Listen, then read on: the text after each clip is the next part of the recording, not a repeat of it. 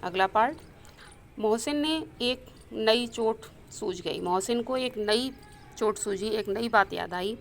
तुम्हारे चिमटे का मुंह रोज़ आग में जलेगा। और वो क्या कहने लगा कि ये तुम्हारा चिमटा है ना, इसका मुंह तो डेली आग में जलेगा, क्योंकि केवल चूल्हे पर ही काम आएगा। उसने समझा था कि हामिद नाजवाब हो जाएगा। नाजवाब हो जाना, उसके पास कोई जवाब ना होना, निरुत्तर हो जाना। उसे लगा कि हामिद के पास अब इस बात का कोई जवाब नहीं होगा, लेकिन यह बात न हुई। लेकिन ऐसा कुछ नहीं हुआ। हामिद ने तुरंत जवाब दिया, अगर आग में बहादुर ही कूदते हैं जनाब।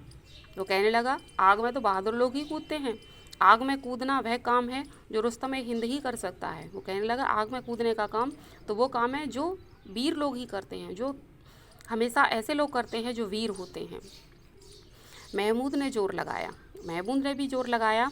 वकील साहब कुर्सी मेज़ पर बैठेंगे। और क्या कहने लगे, वो अपने वकील की तारीफ़ करने लगा और बोला कि वकील साहब तो कुर्सी पर बैठेंगे, तुम्हारा चिमटा बावर्ची खाने में ज़मीन पर पड़ा रहेगा। बावर्ची खाना उर्दू का शब्द है और हिंदी में इसको कहते हैं रसोई घर। वो कहने लगा कि तुम्हारा जो चिमटा है वो तो रसोई घर में ही पड़ा रहेगा।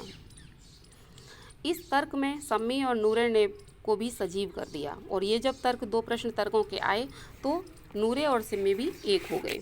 और वो क्या कहने लगे, कितने ठिकाने की बात कही है पट्टे ने। और वे सब कहने लगे, कितने अच्छी बात कही है सबने, सही कह रहे हो। चिमटा बावर्ची खाने में पड़े रहने के सिवा और कर भी क्या सकता है। उन्होंने हामिद की चुटकी ली, हामिद को चिढ़ाया और कहने लगे, इसका चिमटा बावर्ची खाने के अलावा और कर भी क्या सकता है।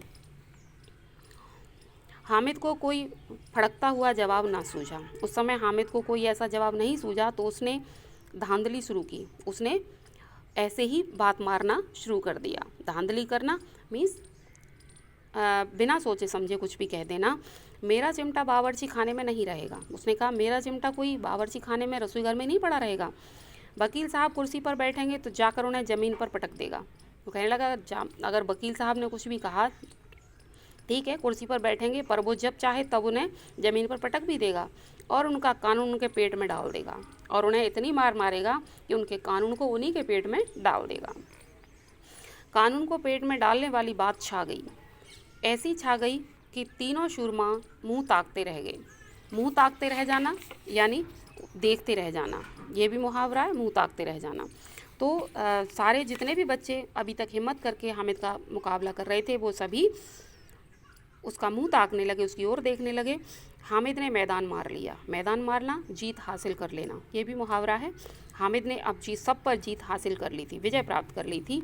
उसका चिमटा रुस्तम हिंद है। और सभी कहने लगे कि वाकई में इसका चिमटा अपराजित है, जो पराजित नहीं हो सकता। अब इसमें मोहसिन, महमूद, नूरे, सिम्मी, किसी को भी आपत्ति नहीं हो सकती। अब वो सभी एक हो गए थे और उनमें से किसी को कोई भी आपत्ति नहीं थी।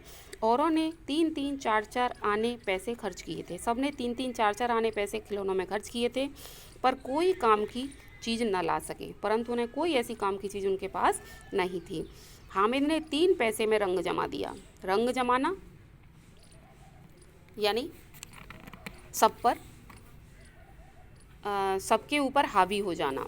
हामिद ने 3 पैसे में ही वो सबके ऊपर हावी हो चुका था। उसने ऐसी चीज़ खरीदी थी जिसका किसी के पास कोई तोड़ नहीं था। सच ही तो है, खिलौनों का क्या भरोसा, टूट फूट जाएंगे। हामिद का चिमटा तो बना ही रहेगा। और सब कहने लगे, सही बात है, खिलौने तो टूट जाएंगे, बस केवल एक हामिद का चिमटा ही है जो हमेशा हमारे साथ, इसके साथ रहेगा। संधि की शर्तें तय होने लगीं और सभी, संधि माने जोड़ना, सभी एक गुट में होने लगे। सब ने तर्क वितर्क करना छोड़ दिया और मित्रता करने लगे। मोहसिन ने कहा, जरा अपना चिमटा दो, हम भी देखें तुम हमारा भिश्ती लेकर देखो। और उन्होंने कि मोहसिन ने क्या कहा, ठीक है, तुम हमें चिमटा दे दो और तुम हमारा भिश्ती लेकर देख लो। महमूद और नूरे ने भी अपने अपने खिलौने पेश किए और महमूद और नूरे ने भी अपने अपने खिलौने एक एक करके हामिद को देना शुरू कर दिए। हामिद को इन शर्तों को मानने में कोई आपत्ति नहीं थी। हामिद को कोई परेशानी नहीं थी। वो कहने लगा, ठीक है, ये शर्त मुझे मंजूर है। चिमटा बारी बारी से सबके हाथ में गया। अब चिमटा सबके हाथ में धीरे एक के बाद सबके हाथों में जा रहा था और उनके खिलौने बारी बारी से हामिद के हाथ में आए। कितने खूबसूरत खिलौने हैं। और एक एक करके उन सब के खिलौने हामिद के हाथों में आने लगे और वो देखकर खुश होने लगा कि आखिरकार ये खिलौने कितने सुंदर हैं। हामिद ने हारने वालों के आंसू पहुँचे। हामिद ने जो उसकी बातों से हार गए थे उन सब के चोट पर मरहम लगाया।